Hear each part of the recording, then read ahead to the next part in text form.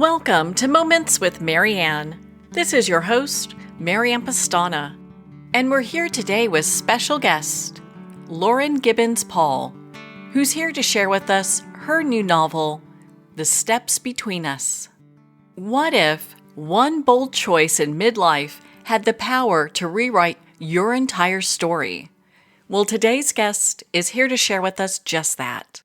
Lauren Gibbons Paul is a Boston-based freelance writer. For over 30 years, she has covered how organizations use technology to advance business goals. She got interested in ballroom dancing roughly 7 years ago when she started taking lessons with a Hungarian pro. Lauren was interested in the lives of the pros at her dance studio, all who were born in other countries.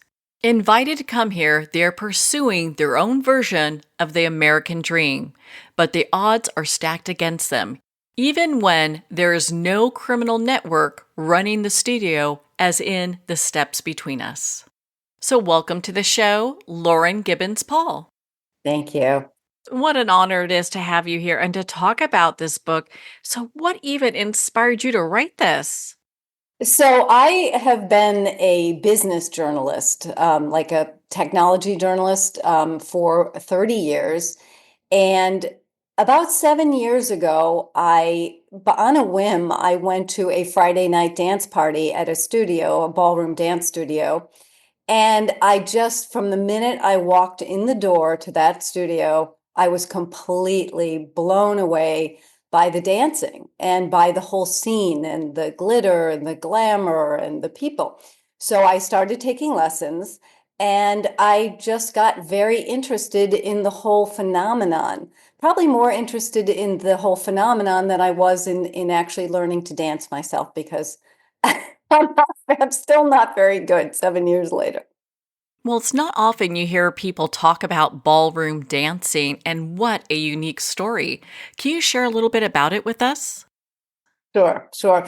So ballroom dance is very interesting. About 50 years ago or 30 years ago, let's say in this country, kids in school would have dance lessons or their parents would send them even for more dance lessons. So girls and boys, everyone got some dance lessons. And certainly more than 30 years ago, this would have been very prevalent. 50 years ago, and you would be expected to dance. I mean, they would have dances, and you would see people doing waltz and foxtrot and things like that. And it was just a very sort of established custom. We have come away from that. I mean, I didn't have any dance education when I was in school, of course, and I think that's a real loss. I think the phenomenon of dance, what I've discovered, is that it's irresistible. It's a very human activity. People love to dance. It's very transporting. It takes you out of your own life and puts you into a space where you're just feeling and doing without thinking. And I think that's very relaxing and rejuvenating for the human spirit. Dance is a wonderful activity, a wonderful pastime, but it comes with the downside, which is that almost everybody is very, very scared of dancing. I mean, you see it at weddings. The wedding DJ starts trying to get people on the dance floor. You see a couple people around the edges, and then maybe you see people joining in, but everyone feels kind of silly and they feel very self-conscious, and that is something that dance brings out. So it's got those two sides. You can lose yourself or you could be very self-conscious. And I've discovered that this seems to be a universal phenomenon. Everybody, I have friends who are magnificent dancers, who win championships, who have medals and awards and trophies. They still feel insecure about dance. Even the dance professionals will feel insecure about dance to some degree. So it seems to be a very human phenomenon. So dance taking lessons, obviously the idea is to lessen the insecurity and lessen the lack of confidence. And it does do that. The lessons do help you quite a bit. But there's that moment right before you go on the dance floor. There's this moment of trepidation and fear. Like, am I going to be able to do this? So my character in The Steps Between Us, my protagonist, her name's Ava. She is 52 years old when she starts out in this world.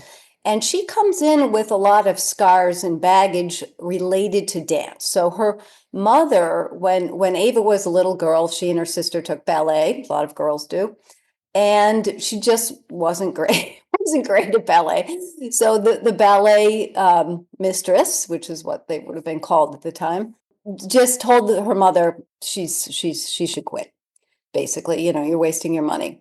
So poor little Ava, never forgot this and carried those scars of not being good enough and not deserving to be part of the dance world. So when she was 52, her children left home for college. She had an empty nest and she was looking around for something to do with her time. So she fell upon this ballroom and she really walks in the door feeling she has something to prove. She was fired long ago from dance, told she wasn't good enough. And even though it doesn't matter, if you're not good at dance, so what? No, no one dies. I mean, it's fine. But she feels that she wants to do it. She sees this world, she's irresistibly drawn into it. She wants to be able to dance. So she's fighting her own inner demons and her own ability, her own belief that she can't do it. So that's what she's there for, and that's what draws her in. Your book is such a profound read. Once I started, I did not want to put it down. You mentioned the theme of fear and how some dancers are fearful, which is a little surprising. What are some of the other themes that you cover in this book? Sure. So it's really the story of the two protagonists. So I just mentioned about Ava, who's the empty nester. She's got something to prove because people have told her she's terrible at dance, so she wants to prove them wrong. And then her counterpart, since this is ballroom, you have a partner, and her counterpart is her instructor, Nandor. He is from Hungary, and he is 20 years exactly younger than she is. Very handsome, charming, lovable guy, but very volatile. Great dancer, brilliant dancer, great teacher.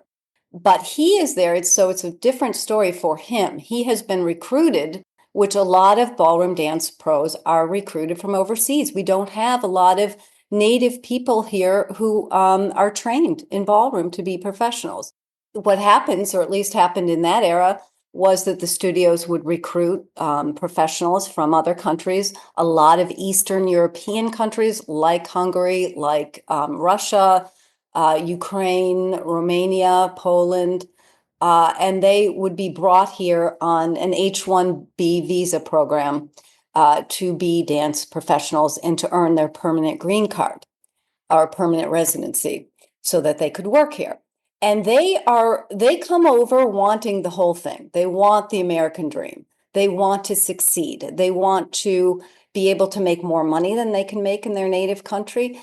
Most of them are just very in love with the whole American vibe. They want the car and the picket fence and the house, and they want the whole American experience that is portrayed in movies that they saw in their countries. So they are here, they're all in, but they find out that it's a pretty difficult way to make a living, actually. The clients come and go. The studios can be a bit volatile. And so, it's sort of like they are sold one vision, and when they get here, they find out it's something different. That's not to say, that it's horrible all the time. It isn't, but they have more obstacles than they had expected. Well, I'm sure many people think, "Hey, I'm getting paid more money coming to the US," but the expense end is something I think a lot of people are not prepared for when they do arrive. Mhm. And in this case, so in my story, at this particular dance studio, which is called Dance Freak, it's in New York City, because the studio brings them over and sponsors them through this H-1B visa program.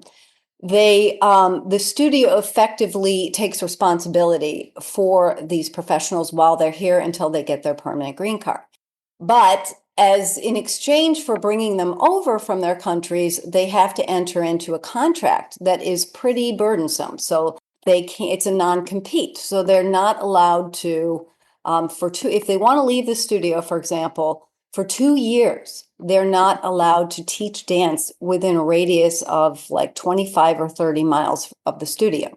So effectively, that means they can't leave because they're not going to be able to make a living. If they can't take their clients and if they can't teach anywhere near the studio, they effectively can't leave. So that's unexpected.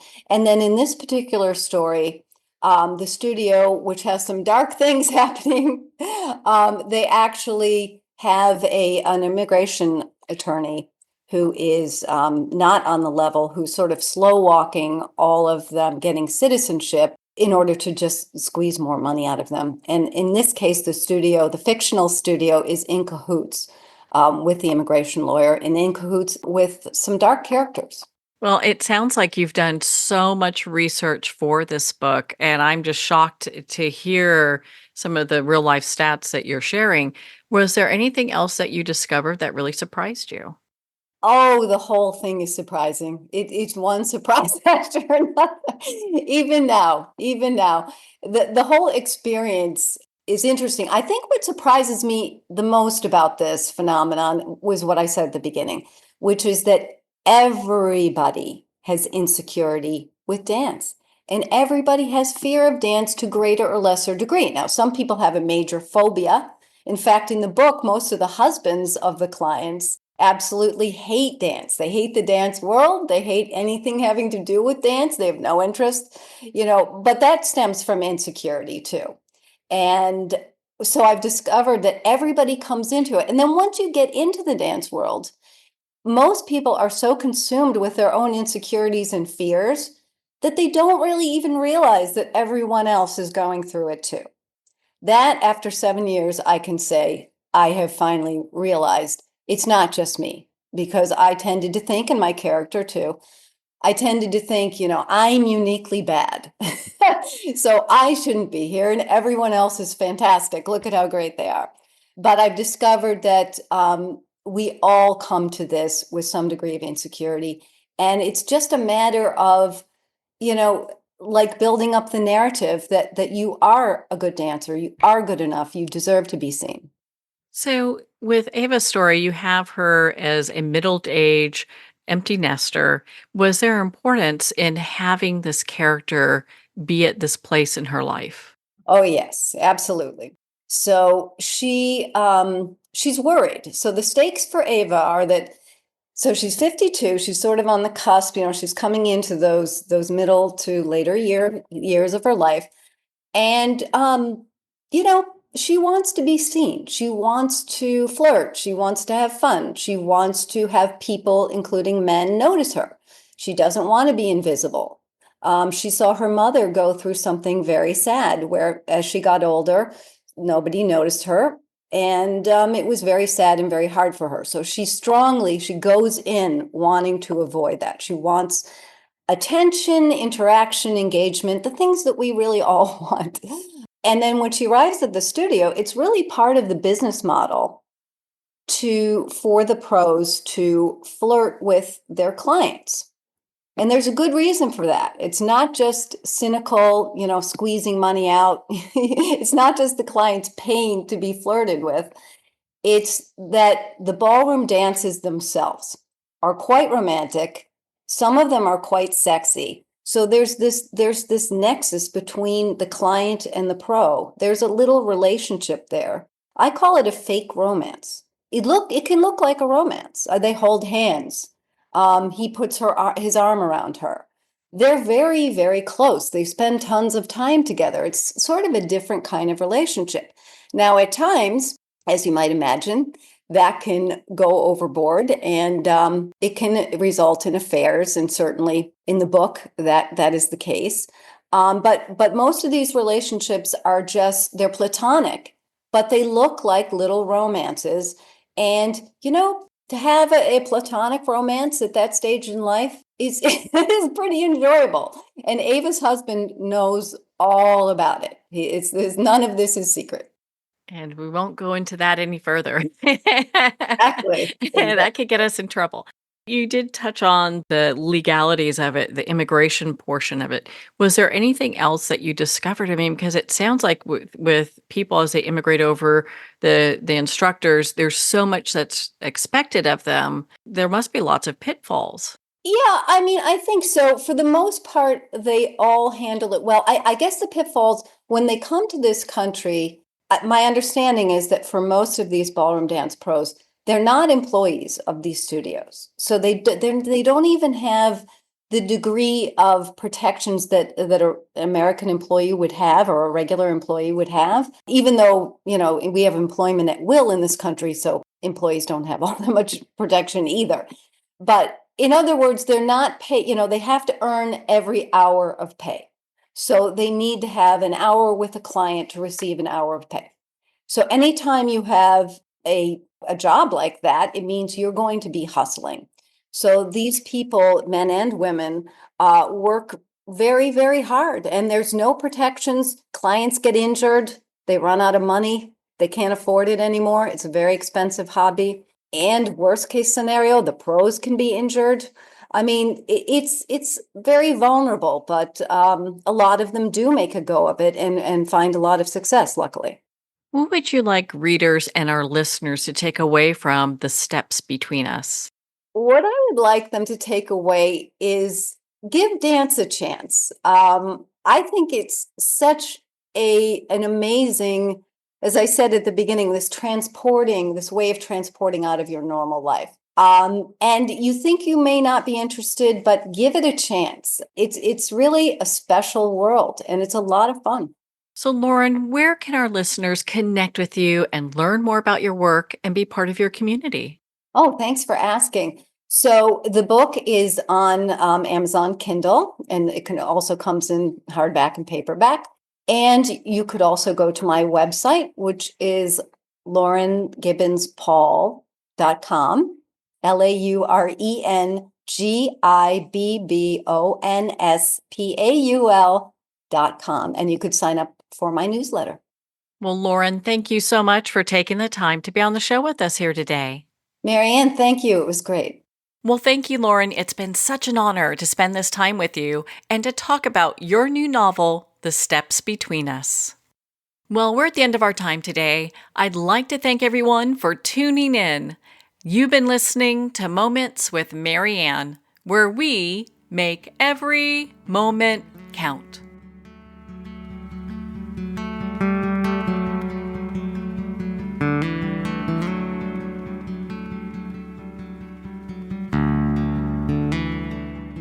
In a single moment, your life can change. Moments with Marianne is a transformative hour that covers an endless array of topics with the best of the best. Her guests are leaders in their fields, ranging from inspirational authors, top industry leaders, and business and spiritual entrepreneurs. Each guest is gifted and a true visionary, a recognized leader in her own work, and while teaching others to develop, refocus, and grow, Marianne will bring the best guest and sometimes a special surprise. Don't miss this. You never know just which moment will change your life forever. Make sure to tune in and visit momentswithmarianne.com for more information.